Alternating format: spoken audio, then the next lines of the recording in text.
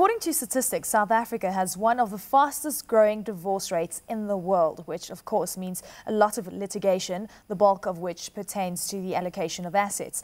Property forms a big part of this and, according to those in the know, could cause quite an issue for both parties. Joining me in studio now to take us through some of the dynamics of relationships between property and marriage is Pieter Niehaus, Director, Property and Conveyencing at Deneys Reitz, and Tracy Hicks, CEO of Colliers Residential. A very warm welcome to both of you. Thank you. Shocking statistics when it comes to divorce rates in South Africa. Pieter, let's start off with you. Around 29,000 official divorces were recorded in 2008. Of course, financial crisis ensued, so I can only imagine what the 2009 crisis looked like. Very high number. Taking a look at how the issues come to the fore when it comes to property allocation, what has your experience been? The most important thing to remember, usually immovable property is the most valuable asset in any marriage or in any relationship if the parties are not married and live together, or in a civil union. We've got to remember there's civil union partnerships as well now.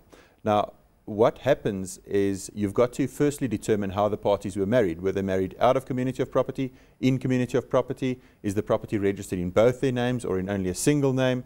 And that all determines how you will treat the transaction.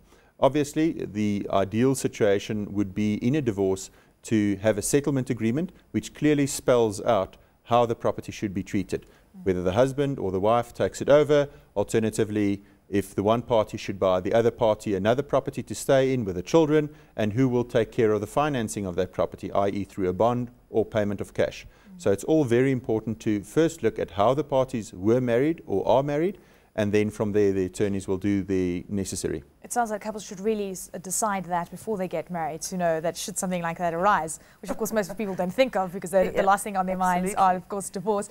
Tracy, you know, from a property estate agent perspective, I mean, you know, what are you seeing coming to the fore? What trends have emerged? You know, it's really quite difficult as an estate agent to ask a client the question as to, you know, what are your plans going forward and where do you see yourselves in 5 years' time? The trend is for most people, community of property has, I believe, changed a lot through the years. Am I right in that, Peter? You don't do a lot of agreements per se. No. There are more antenuptial agreements, and then there's trusts, which we would advise our client nowadays to go more with a trust because you can structure it. It doesn't come up in divorce. Am I right? It's quite right, but you can deal with the benefits flowing from a trust in a divorce. However, it all depends, I think, on the estate planning side. Correct. How the couples want to treat their immovable property for exactly, future. if they want to sell it or if they want to keep it or transfer from one person to the other. Tracy, I mean, what do people usually do at this point in time? Do you think they sell, or does one tend to hold on to it? They tend to sell, or there will be an arrangement made where the second party that's going to move out of the house will find alternative accommodation. Okay. Things could get quite complicated. What if one of them, well, both of them don't want to move out the house and it's jointly owned? What happens then? I mean, what kind of advice do you give? If the parties are jointly owned, and I'm not a divorce specialist, but I have seen situations where the parties get protection orders against one another, you know, a temporary injunction that the one party should move out, or they use the Rule 43 procedures in terms of the rules of court, which allows you interim maintenance and interim control and custody of certain of the assets in the estate. So it does get messy, you're quite right. Ultimately, in the end of the day, if the parties cannot reach an agreement, the court will have to determine which party should be entitled. The court will make, I assume, a fair determination of which party should get the assets, and they will also take into considerations the parties' means. Will the parties be able to afford this house on their own? It's a variety of factors. I mean, we can go on for hours. Absolutely. But yes, it can get very messy, and the court will have to determine. And of course, in the that's as complex as it can get because it'll eventually go to the courts. Tracy, what kind of advice are you giving clients? When they're getting divorced? Yeah. Is to go see a divorce attorney. No, apart from that, I mean, in terms of selling the property, I mean, what advice do you give them? In terms of selling the property, I mean, each situation is unique. You have to take whether or not there's children involved, what the implications are, if they like each other. There's various factors, but the advice you would give a couple just in general is, where would you like to move? Who is the moving party? And where do we go going forward as to putting your house on the market? Are you married in community of property? Who owns the property? Who does the signatories? You need to establish all those factors before you come through, and they're all different. And then you've got other externalities playing out, like for instance where we are in the cycle and whether it's a good time to buy and sell property, and I'm sure that's where a lot of fights happen as well. Yeah, I would say a lot of people have hung on for the last 2 years. The market is changing slightly, so people who would have put their properties on the market 2 years ago said we're not going to achieve the value, so we'll hang on, live in separate bedrooms until such time that the market changes, if it's amicable divorce or separation, and take it from there. 3 sets of marital systems, and you were alluding to them a little earlier. Could you elaborate further on how that influences property? Well, a marriage in community of property basically means that the husband and wife or the civil union partners are in it 50-50. All assets and all liabilities are pooled 50-50.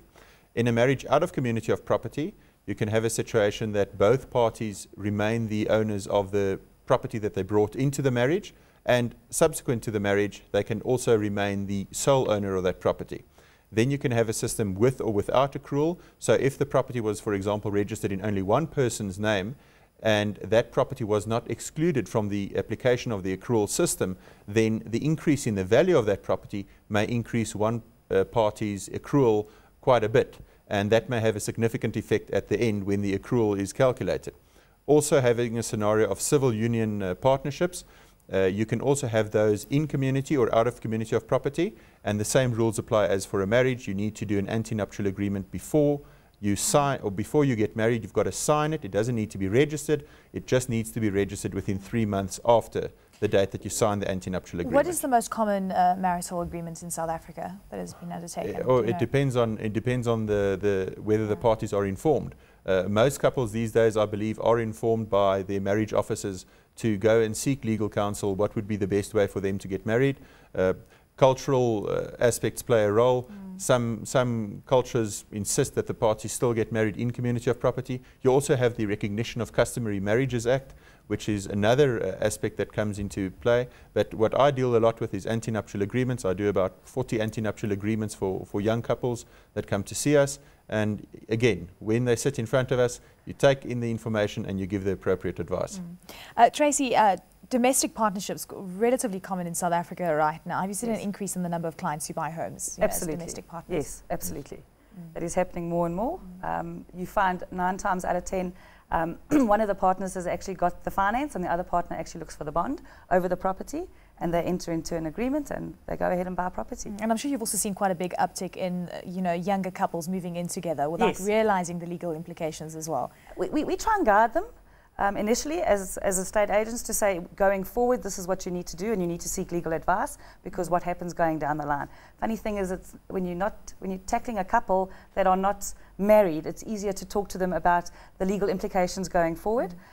Yes, so we do try and guide them in that aspect. Or what legal implications are there for young couples living firstly, together? if the couple doesn't buy the property cash and they have to go and apply for a loan at the bank, there will be a bond registered over the property once transfer takes place, and then those parties are jointly and severally liable towards the bank, which means that the bank can go after the one party or after the other party, and they don't have to pick an order. They can say, husband, you owe everything, whatever your arrangement is with your partner, you can claim your or her share from her afterwards. We don't care.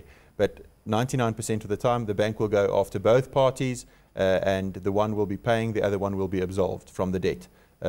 Ultimately, then that will mean that both parties will have a judgment against their name, and that's why it is very important to look at the party's risk profile. You have to also look at estate planning.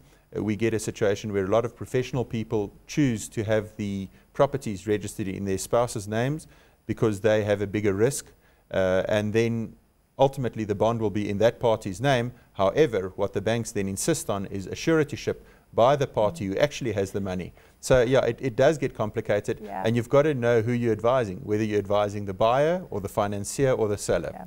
Okay, advice to viewers out there that are firstly contemplating divorce and they live together. Secondly, young couple wanting to live together and not really sure about the legal implications out there. And also for those who are looking to get married and not really sure about things going forward, just to protect yourself down the line, because you never know what could happen. Fortunately, we live in a society where things can change quite rapidly. It started with you, Tracy.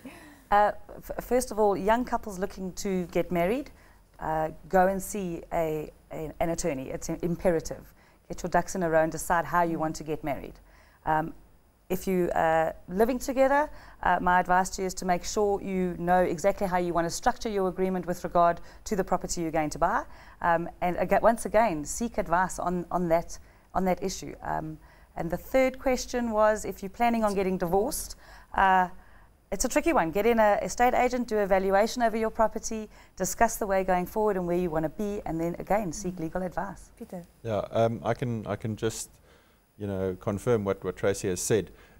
Young couples who do not want to go to an attorney, find it, a bit too scary to go to an attorney, they can go to the local bookstores. I've seen some publications out there dealing with marriage and, the steps leading up to it, including aspects like antenuptial agreements.